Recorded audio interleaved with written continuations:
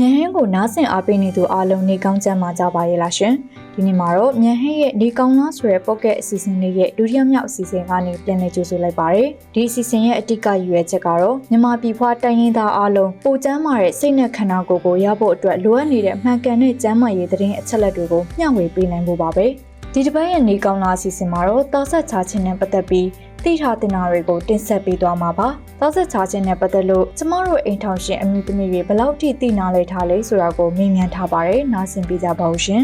အမတို့အနေနဲ့ဒီတောက်ဆက်ချရဲဆိုတဲ့အပေါ်မှာဘယ်လိုနားလေသဘောပေါက်ထားလဲပေါ့နော်အမကိုယ်တိုင်ရောဒီဘယ်လိုနည်းလမ်းတွေကိုအသုံးပြုနေလဲရှင်ဟုတ်ကဲ့မင်္ဂလာပါကျမနာမည်ကတော့မကီခိုင်လို့ခေါ်ပါတယ်လက်ရှိတော့ထိုင်းနိုင်ငံမှာနေထိုင်နေပါတယ်ရှင်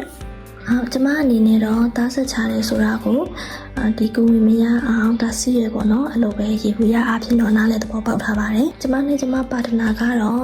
ရက်ရှောင်းတဲ့ဒီလမ်းကိုလက်ရှိသုံးတယ်ပေါ့နော်ရင်တော့ကတော့ခွန်တုံးသုံးဘူးတယ်ပြီးတော့ဒီနေ့စဉ်တောက်ရတဲ့တားစိတ်ကတ်တွေလည်းတောက်ဖို့ပါတယ်ဟုတ်ကဲ့အမအနေနဲ့ရောဒီတခြားနည်းလမ်းတွေသိထားသေးတာရှိရင်ပြောပြပေးပါအောင်ရှင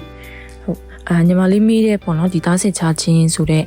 ကြောင်းမှာပေါ့နော်အမနားလဲတာကြတော့ဒါအမျိုးသားနဲ့အမျိုးသမီးအတူနေမိတဲ့အခါမှာပေါ့လေနော်အမတို့ကဒါအစိတ်သက်မဖြစ်သေးတဲ့အချိန်မှာကိုဝင်ရသွားတာမျိုးတွေကိုကာကွယ်ဖို့ပြီးရခါကြလို့ရှိရင်ဒါအမျိုးသားမှာဖြစ်စေအမျိုးသမီးမှာဖြစ်စေပေါ့နော်သူမှာရှိနေပြီးသားဒီယောဂတွေကိုပေါ့နော်တရားနဲ့တရားမကူးစစ်သွားဖို့အတွက်ကိုကာကွယ်ဖို့ဖြစ်တယ်လို့အမအနေနဲ့နားလဲပေါ့နော်ဆိုတော့ခုခေတ်မှာအမတည်ထားတဲ့ဒီသားစစ်ချနေနီလန်းနေရကြတော့ပေါ့လေနော်ဒါအတူနေတဲ့အချိန်မှာအလုပ်ပြုရတဲ့ဒီအမျိုးသားအမျိုးသမီးသုံးတဲ့ကိုနှုံးနေရှိမယ်ပေါ့နော်အရေးပေါ်တားစီပေါ့နော်အတူနေပြီးတဲ့အချိန်မှာတောက်ရတဲ့အရေးပေါ်စီရှိမယ်ပေါ့နော်ပြီးရခါကြလို့ရှိရင်နေ့တိုင်းနိုင်ပေါ့လေနော်အမတို့ဒါနေ့စဉ်တောက်သွားရတဲ့ဒီတလတာပေါ့နော်စီကံလေးတွေရှိတယ်နောက်ပြီးရခါကြတော့အမတို့အမေတွေခံမှာဆိုလို့ရှိရင်ပေါ့နော်သူတို့ဒါအမျိုးသမီးကိုအင်္ဂါတဲ့ကိုပေါ့လေနော်သူတို့ဒီထီးလိုမျိုးလေးဟိုကောက်ွယ်ပေးတဲ့အတားစီပေးတဲ့ပေါ့လေနော်တားစစ်ချပစ္စည်းလေးရှိတယ်ပေါ့နော်ဟုတ်ကဲ့အမားတို့အနေနဲ့ပေါ့နော်တားဆက်ချခြင်းကအရေးကြီးတယ်လို့ရောထင်လားပေါ့ဒီတကယ်လို့အရေးကြီးတယ်ဆိုရင်ဘာကြောင့်အရေးကြီးရလဲဟိုအမားတို့ရဲ့အမြင်လေးကိုပြပြပေးပါရှင်သားစစ်ချခြင်းနည်းကိုအသုံးပြုတာကိုတော့အရေးကြီးရလို့အမအနေနဲ့ယူဆရပေါ့နော်။ဘာလို့အသုံးပြုဖို့အရေးကြီးလဲဆိုတဲ့အခါကျလို့ရှိရင်အမတို့ကအစင်အသင်းမဖြစ်သေးတဲ့အချိန်မှာဒီခလီရတာမျိုးတွေစိတ်ကအစင်အသင်းမဖြစ်တာဖြစ်စေမိသားစုအခြေအနေဒါငွေကြီးစီးပွားရေးအရာအမျိုးမျိုးသောအစင်အသင်းမဖြစ်တဲ့အခြေအနေတွေမှာပေါ့လေနော်ကိုယ်ဝရသွားတာမျိုးတွေကိုကောက်ွယ်ပေးဖို့အတွက်ဆိုလို့ရှိရင်တော့အမတို့ကသားစစ်ချခြင်းနည်းလမ်းကိုအသုံးပြုမှပဲဖြစ်မယ်လို့အမအနေနဲ့တော့ထင်တယ်ပေါ့နော်။အမအနေနဲ့ရောတားဆက်ချခြင်းကအရေးကြီးတယ်လို့ထင်ပါလားရှင်ဟုတ်ကဲ့တားဆက်ချခြင်းကအရေးကြီးတယ်လို့ထင်ပါတယ်ကျမရေးအရာရောလူမှုစီးပွားရေးအရာရောအရေးကြီးတာပေါ့နော်ဘာကြောင့်လဲဆိုတော့အမျိုးသမီးတွေဆိုရင်ကလေးမွေးဖို့အဆင်မပြေတဲ့ကျမရေးအခြေအနေတွေရှိနိုင်တယ်ဒါမှမဟုတ်လို့ရှိရင်ကလေးမွေးထားပြီးတော့နောက်ထပ်ကလေးတစ်ယောက်မယူခင်အခြေအနေမျိုးမှာပေါ့နော်ကိုယ်တိုင်ကခုခဏကိုအဆင်သင့်မဖြစ်သေးတာရှိနိုင်တယ်လူမှုစီးပွားရေးရဆိုလို့ရှိရင်ကလေးကိုပြုစုဆောက်ရှောက်ဖို့ပေါ့နော်ငွေကြေးဗန္ဒာရေးရမှာမဟုတ်လူမှုရေးအခြေအနေတွေအရအဆင်သင့်မဖြစ်သေးတာရှိနိုင်တယ်အမတို့အနေနဲ့ပေါ့နော်ဒီတားဆက်ချနီလန်းကိုတုံးကြည့်တဲ့အခါမှာဘယ်လိုကောင်းကျိုးလေးကိုကြုံရလဲရှင်ဟုတ်ကဲ့တားဆက်ချာနီတွေကတော့အမျိုးမျိုးရှိရပေါ့နော်အဲဒါကြောင့်မလို့ကောင်းကျိုးဆိုးကျိုးလေးတွေလည်းကွာနိုင်တယ်လို့ကျွန်မထင်ပါတယ်ကောင်းကျိုးလေးတွေကတော့ရှေ့မှာပြောထားသလိုပဲပေါ့နော်ကိုအဆင်ပြေတဲ့အချိန်မှာကိုအတွက်တင့်တော်တဲ့အချိန်မှာကလေးယူလို့ရနိုင်တယ်ပေါ့နော်ပြီးတော့ခွန်တုံးလိုမျိုးဆိုလို့ရှိရင်တားဆက်ချဖို့ပေါ့နော်ကလေးမရဖို့အတွက်ကာကွယ်ပေးနိုင်တာတွေမဟုတ်ဘဲနဲ့ဒီလိင်ငန်းတွေတစ်ဆင့်ကူးစက်နိုင်တဲ့ယောဂါတွေပေါ့နော်အဲ့လိုယောဂါတွေမဖြစ်အောင်လည်းကာကွယ်ပေးနိုင်တယ်ပေါ့နော်ဒါကတော့ကောင်းကျိုးလေးတွေပါဆိုးကျိုးအနေနဲ့ဆိုလို့ရှိရင်တော့ဥပမာခွန်တုံးသုံးတဲ့အခါမျိုးပေါ့နော်အဲ့ဒါမျိုးဆိုရင်တော့ဒီတက်တောင့်တတာမဖြစ်တဲ့ခံစားချက်တွေဖြစ်နိုင်တယ်နောက်တစ်ခုကတော့ဒီသားစေးဒီဟော်မုန်းပါတဲ့သားစေးကတ်တွေသုံးမယ်ဆိုရင်အမျိုးသမီးတွေခန္ဓာကိုယ်မှာဟော်မုန်းအပြောင်းလဲတွေဖြစ်နိုင်တယ်ပေါ့နော်ကျမသားစေးကတ်သုံးတော့ဆိုလို့ရှိရင်ခေါင်းရမ်းကြိုက်တယ်ပေါ့နော်တားဆက်ချတဲ့အခါကောင်းကျိုးတွေရှိသလိုပေါ့နော်တစ်ဖက်မှာလည်းဘေးထွက်ဆိုးကျိုးတွေရှိတာကိုခံစားရလားတကယ်လို့ခံစားရင်ဘယ်လိုနည်းနဲ့ဖြေရှင်းနေလဲဆိုတာလေးပြပြပေးပါရှင့်တားစစ်ချခြင်းနီလန်းနေမှာပေါ့လေနော်ပြီးထွက်စုချိုးတွေကတော့ဒါရှိတယ်လို့အမမြင်နေစေးတောက်တဲ့အရေးပေါ်တားဆေးဆိုလို့ရှိရင်လည်းပေါ့နော်ခုနောက်ပိုင်းဆိုလို့ရှိရင်အမတို့ဒါအများကြီးပို့ပြီးတော့တိလာရရပေါ့နော်ဆရာတော်တွေကနေပြီးတော့မျှဝေကြတာရှိတယ်အရေးပေါ်တားဆေးကကြတော့လုံးဝအရေးပေါ်ဖြစ်တဲ့အခြေအနေမှာမှတောက်ဖို့အတွက်ဖြစ်တယ်ပေါ့နော်အမြဲတမ်းအတူတူနေပြီးတော့အရေးပေါ်တားဆေးတောက်ဖို့မဟုတ်ဘူးလို့ပြောထားတာရှိရပေါ့နော်ဆိုတော့အမအနေနဲ့ဒါဖတ်ဖူးတာကြတော့ပေါ့လေနော်ဒီဟာနောက်ပိုင်းကြလို့ရှိရင်ဒီအမျိုးသမီးတွေတက်ဒီကလေးရောက်ဖို့ခက်ခဲတာမျိုးတွေဒါမှမဟုတ်လို့ရှိရင်လည်းပဲဒီဟိုပါပေါ့နော်အမျိုးသမီးတဲ့အိမ်နဲ့ပတ်သက်ပြီးရခါကြ လို့ရှိရင်ယောဂတွေပေါ့နော်ဆိုတော့ဝင်လာနိုင်နေဆိုတာမျိုးလည်းပဲအမားအနေနဲ့တော့ဒီဟိုဖြစ်ထားရပေါ့နော် အမားရဲ့ပတ်ဝန်းကျင်မှာဒီသားဆက်ချဆေးနဲ့ပစ္စည်းတွေဝယ်ရတာလွယ်ကူရလားရှင်အထူးသဖြင့်အရေးပေါ်တားဆေးတို့ကွန်ဒုံတို့ဝယ်တဲ့အခါမှာရောချက်တာတွေဘေးလူတွေအမြင်ကြောင့်ဝယ်ရခက်တာမျိုးတွေရောရှိလားရှင် ဟုတ်ကဲ့လက်ရှိပတ်ဝန်းကျင်မှာတော့သားဆက်ချဆေးနဲ့ပစ္စည်းတွေကဝယ်ရတာလွယ်ပါတယ်ဒီဆေးဆိုင်တွေမှာမေးပြီးတော့ဝယ်လို့ရတယ်ပေါ့နော်ညီမဒီမှာနေတော့ကတော့ဒီတားဆီးဝယ်ရတာခက်ခဲတဲ့အခြေအနေလေးတွေရှိခဲ့ဘူးလေခက်ခဲဆိုတာအဓိကအဖြစ်တော့ဟိုရှက်တာပေါ့နော်ကျမတစ်ခေါက်ကဆိုရင်ဟိုတားဆီးဝယ်တာပေါ့နော်ဆေးကမှတော့ဝယ်တယ်ရည်ရွယ်ချက်ကတော့တတိတားချင်လို့မဟုတ်ဘူးအဲ့တော့ခရီးသွားမှမဟုတ်လို့ရသည်မလားချင်လို့ပေါ့နော်တားဆီးတော့ဝယ်တဲ့အချိန်မှာဟိုကျမနဲ့အတူတူပါလာတဲ့အမှားကတော့အရန်ရှက်တယ်ပေါ့နော်ဒါကြောင့်လဲဆိုတော့ကိုကအပြူဝယ်ရှိသေးတယ်ဟိုတားဆီးဝယ်တာအဲ့လိုပဲရေးလာပေါ့နော်သူအလိုမေးတာမျိုးရှိခဲ့ဘူးလေပေါ့နော် အမရဲ့အတွေ့အကြုံလေးကိုရောပြပြပေးပါအောင်ရှင် အမားတို့ပတ်ဝန်းကျင်မှာတော့ဒါသားစစ်ချဖို့အတွက်ကိုပေါ့နော်ပစ္စည်းတွေဝယ်ရနေအဓိကကတော့ဒါအယူရှင်းဆုံးဆိုလို့ရှိရင်ဒါအဖော်ပေါ့နော်ကွန်ဒုံကိုဝယ်ရတာဒါမှအမားတို့နေတဲ့နေရာဆိုလို့ရှိရင်ပေါ့နော်ဒီရွာပဲဖြစ်တယ်ပေါ့နော်ရွာပဲဖြစ်တဲ့အခါကျတော့ဒါအမျိုးသမီးအတွက်အသုံးပြုတဲ့ကွန်ဒုံဆိုလို့ရှိရင်ပို့ပြီးတော့ဝယ်ယူဖို့ခက်တယ်ပေါ့နော်အမျိုးသားအတွက်ကိုဒါမှပဲအမားတို့ကဘယ်လိုမျိုးဖြစ်ရလဲဆိုလို့ရှိရင်ဒါဆေးဆိုင်တွေရှိတဲ့ရွာအထီကိုသွားပြီးတော့ဝယ်ရတဲ့အနေအထားမျိုးဖြစ်တယ်ပေါ့နော် တားဆေးရောတဲ့အခါမှာဒါမှမဟုတ်တားဆက်ချနဲ့ပတ်သက်တဲ့နီးနားတစ်ခုခုတုံ့တော့မယ်ဆိုရင်ဘယ်သူစီမှာမင်းများတိုင်ပင်လေးရှိလဲရှင် တားဆီးကတော့ကျမတို့ဆရာဝန်နဲ့တိုင်ပင်ပြီးတော့ဝယ်ဖြစ်တယ်ပေါ့နော်ဝယ်ရတော့ဆေးဆိုင်မှာကိုယ့်ကိုသွားဝယ်လိုက်တာပေါ့နော် အမရဲ့အတွေ့အကြုံလေးကိုရောပြပြပေးပါအောင်ရှင် ခုနလိုမျိုးဒီတားဆေးဒီပစ္စည်းပေါ့လေနော်ဒီလက်မောင်းမှာထည့်ရမယ့်ပစ္စည်းမျိုးဆိုလို့ရှိရင်တော့အမတို့ကကိုယ်တိုင်လုပ်လို့မရဘူးပေါ့လေနော်ပြီးရင်ဒါကလည်းဒီကျွမ်းကျင်တဲ့ဆရာဝန်တွေကထည့်ပြီးတော့မှဒါအမတို့ကဒီပို့ပြီးတော့ပေါ့လေနော်ဒီလုံချုံရင်လို့ခံစားရမယ်ပစ္စည်းရဖို့အတွက်ဆိုလို့ရှိရင်တော့အမတို့ဒါလူပေါ်ကနေပြီးတော့ပေါ့နော်ဒီရောင်းပေးနိုင်တဲ့စီခန်းတွေကိုနဲ့ရင်းနှီးတဲ့ဆရာဝန်တွေကိုတိုင်ပင်ပြီးတဲ့အခါကျလို့ရှိရင်အမတို့ကပြန်ပြီးတော့တစ်ဆက်ဒီရောင်းပေးဖို့အတွက်ကိုဒီတောင်းဆိုရတာမျိုးတွေရှိရပေါ့နော်ပြီးတော့မှဒီဘက်မှာဆိုလို့ရှိရင်အမတို့ရွာမှာကျတော့ဒီဟာကိုပေါ့လေနော်ထည့်ပေးနိုင်တဲ့ဆရာဝန်မရှိဘူးသူနာပြူးလောက်ပဲအမတို့ရွာမှာရှိတဲ့အတွက်ကိုဒီပစ္စည်းတွေထည့်ချင်တယ်ဆိုလို့ရှိရင်အမတို့ကဒါဆရာဝန်တွေရှိတဲ့ရွာအထိကိုပေါ့နော်တွားပြီးတဲ့အခါကျလို့ရှိရင်သူနဲ့တိုင်ပင်ပြီးတဲ့အခါကျလို့ရှိရင်ထည့်ရတာမျိုးတွေရှိရပေါ့နော်ဆိုတော့အဲ့လိုမျိုးခက်ခဲတွေတော့ရှိရအမတို့စီမှာတော့လေ အမအနေနဲ့ဒီတားဆက်ချခြင်းပြီးမဲ့ဆုံးဖြတ်ချက်ချနိုင်ဖို့ခက်တာမျိုးရှိလားရှင် ကျမအနေနဲ့တော့တားဆက်ချဖို့ဆုံးဖြတ်ချက်ခက်တဲ့အခြေအနေမျိုးတော့မရှိဘူးပေါ့နော်တဆင့်စကားကနေစိုးရင်ရတာမျိုးလေးတော့ရှိတယ်ဥပမာတော့စေးတောက်လို့ရှိရင်ဒါမှမဟုတ်နှမောင်းလေးထည့်တယ်ဆိုလို့ရှိရင်အဝလာနိုင်တယ်ပေါ့နော်အဲ့လိုမျိုးဟိုကြားတာလေးရှိတော့ဒီစေးတောက်ဖို့အတွက်စိုးရင်ပြီးတော့စေးမတောက်ဖြစ်တာပေါ့နော် အမရဲ့အမြင်လေးကိုရောပြပြပေးပါအောင်ရှင် အမအနေနဲ့ဆိုလို့ရှိရင်တော့သားစစ်ချဖို့အတွက်ကိုပေါ့နော်ဆုတ်ဖြတ်ရတဲ့အခါမှာအခက်အခဲမရှိဘူးသူအနေနဲ့လည်းပဲဒီအပေါ်မှာနားလည်မှုပေးရပေါ့နော် နောက်ဆုံးတစ်ခုအနေနဲ့တားဆက်ချဖို့အတွက်ဝေခွဲများဖြစ်နေတဲ့သူတွေဒါမှမဟုတ်ဒီစိုးရိမ်နေတဲ့ကြောက်ရွံ့နေတဲ့သူတွေအတွက်ရောအမတို့အနေနဲ့ဗာများအားပေးစကားပြောချင်ပါလဲရှင် တားဆက်ချဖို့ဝေခွဲမရဖြစ်နေတဲ့သူတွေစိုးရင်နေတဲ့သူတွေကြောက်တဲ့သူတွေပေါ့နော်။ဘာများပြောချင်လဲဆိုတော့ကျမကတော့ကျမကိုယ်တိုင်ကလည်းတားဆက်ချတဲ့နီလန်းကိုရက်ချောင်းတဲ့နီလန်းနဲ့သုံးတာဖြစ်တဲ့အတွက်ကြောင့်မလို့ပေါ့နော်။ကျမအနေနဲ့ကတော့ဘယ်လိုမြင်လဲဆိုတော့ကိုယ်နဲ့အဆင်ပြေတဲ့နီလန်းကိုပေါ့နော်။အဆင်ပြေဆုံးဖြစ်မဲ့နီလန်းကိုဆရာဝန်နဲ့ပဲဖြစ်ဆွေးနွေးတိုင်ပင်ပြီးတော့လုပ်တင်တယ်လို့ကျမမြင်ပါတယ်။ အမအနေနဲ့ရောပြောပြပါအောင်ရှင် အမအနေနဲ့ဒီသားစစ်ချာနီလန်တုပ်ပြုတ်ဖို့အတွက်ပေါ့နော်ဝေခွဲမရဖြစ်နေတဲ့သူတွေစိုးရိမ်နေတဲ့သူတွေကိုပြောချင်တာကြတော့ကိုအရင်ချစ်ဖို့လိုတယ်လို့မြင်နေပေါ့နော်အဲ့အတွက်ကြောင့်မလို့မတို့သားစစ်ချာနီလန်သုံးပါလို့တိုက်တွန်းချင်ပါတယ် ဟုတ်ကဲ့ပါကျမတို့အခုစင်ပေါ့နော်တားဆက်ချခြင်းနဲ့ပတ်သက်တဲ့အကြောင်းအရာတွေကိုကိုယ်တိုင်သိရှိခံစားနေရတဲ့အိမ်ထောင်တဲ့အမျိုးသမီး2ဦးပေါ့နော်ဒီထိုင်းမှာရှိတဲ့အမျိုးသမီး2ဦးရဲ့ဒီနေ့ထဲမှာနေထိုင်နေတဲ့အမျိုးသမီး2ဦးရဲ့ကိုကျမတို့မင်းမြတ်တိဆက်ပေးသွားရပေါ့နော်တစ်ပိုင်းအနေနဲ့ကဒီတားဆက်ချခြင်းနဲ့ပတ်သက်ပြီးတော့ဆရာဝန်ရဲ့မှတ်ချက်ကရောဘယ်လိုရှိလဲဆိုတာလေးကျမတို့ဆက်ပြီးတော့နားထောင်လိုက်ရအောင်ပါရှင်ဟုတ်ကဲ့ဆရာမင်္ဂလာပါတားဆက်ချနီလန်းတွေဘာတွေရှိလဲပေါ့နော်အမျိုးအစားနဲ့အားသာချက်အားနည်းချက်တွေကိုလို့တို့ရှင်းလေးသိချင်ပါတယ်ရှင်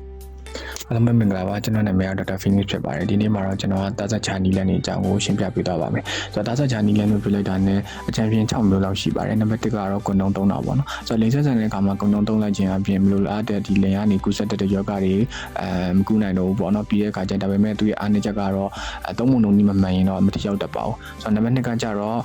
့စီကက်တောက်တာပေါ့နော်ဆိုတော့ဒီ28လုံးစီကက်တွေကိုတောက်တာကသူရဲ့အားတက်ချက်အနေနဲ့ပြောရမယ်ရာသီတွေပုံမှန်ပဲဖြစ်တတ်တယ်နောက်ပြီးရာသီလာတဲ့အခါသွေးနဲ့တက်ပါတယ်ဒါပေမဲ့ အားနည်းချက်အနေနဲ့ပြောရမယ်နေတိုင်းတောက်ရတာဖြစ်တဲ့အတွက်ကြောင့်မို့လို့တကယ်လို့ကိုကမိပြီးတော့မတောက်မိတာမျိုးရှိတယ်ဆိုလို့ရှိရင်တော့လည်း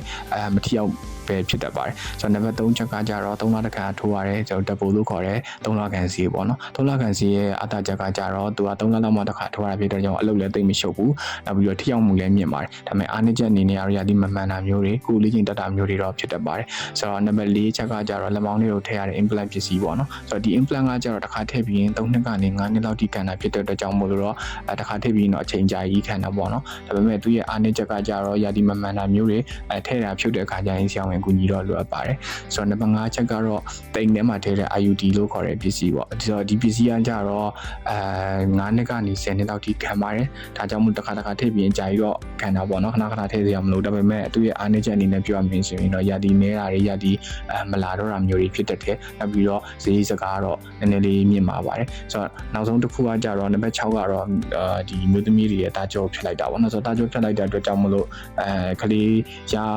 းရနိုင်ကြီးကတော့အရင်နေသွားပါတယ်နောက်တစ်ခုကကြတော့ဒါပေမဲ့အားနည်းချက်ကကြတော့ကလေးတကယ်လို့ကိုကပြန်လိုချင်တယ်ဆိုလို့ရှိရင်တော့မဖြစ်နိုင်တော့ပါဘူးပြီးတော့ခွဲစိတ်ပြီးလောက်ရတာဖြစ်တဲ့အတွက်ကြောင့်မလို့တော့ဆရာဝန်ရဲ့အကူအညီလိုတယ်နောက်တော့ခွဲစိတ်တဲ့ပြီးထွက်ဆိုချိုတဲ့နေငယ်ရှိတတ်ပါတယ်နောက်ရေးပေါ်ဒါစီးဒီအကြောင်းလေးရှင်းပြပေးသွားပါမယ်အရေးပေါ်ဒါစီးကဒီ emergency ပေးတွေပေါ့နော်ဒါတွေကကျတော့ဘယ်အချိန်မှာတောက်အောင်မလဲဆိုတော့လင်ဆက်ဆန်တဲ့အခါမှာခွန်တုံးပေါက်သွားတာမျိုးတွေအကောက်ကွယ်မပေါက်ဘဲနဲ့လင်ဆက်ဆန်တာမျိုးတွေဆိုလို့ရှိရင်တောက်အောင်ပါတယ်တောက်တဲ့အချိန်က82နာရီအတွင်းတောက်တာတော့အကောင်းဆုံးပါပဲ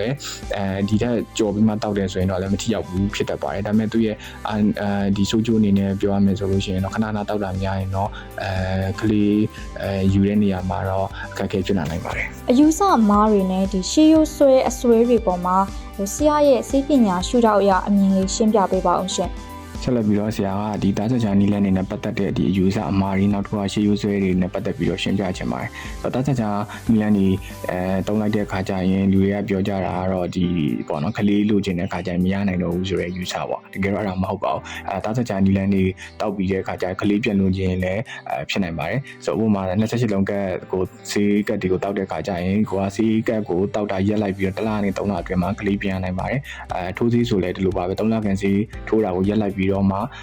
6လကနေ7လအတွင်းမှာကလေးပြန်နိုင်ပါတယ်ဒီ IUD တွေနဲ့တကူကဒီလက်မောင်းနဲ့ထည့်တဲ့ပစ္စည်းတွေကိုဆိုလို့ရှိရင်လည်းဖြုတ်ပြီးတာနဲ့သိမကြခင်မှာကလေးပြန်နိုင်ပါတယ်နောက်ပြီးတော့တာဆက်ချာဆေးတွေသုံးရင်ကင်ဆာဖြစ်တယ်ဆိုတဲ့အယူဆပါတကယ်တော့ဒါလည်းမဟုတ်ပါဘူးတကယ်တမ်းဆိုရင်ဒီတာဆက်ချာတဲ့ဒီဟော်မုန်းဆေးတွေသုံးဆွဲတဲ့အခါကျရင်မျိုးသမီးတွေရဲ့တိမ်ကင်ဆာနဲ့ပတ်သက်တဲ့ရောဂါတွေတောင်မှဖြစ်နိုင်ကြီးရောနေသွားပါတယ်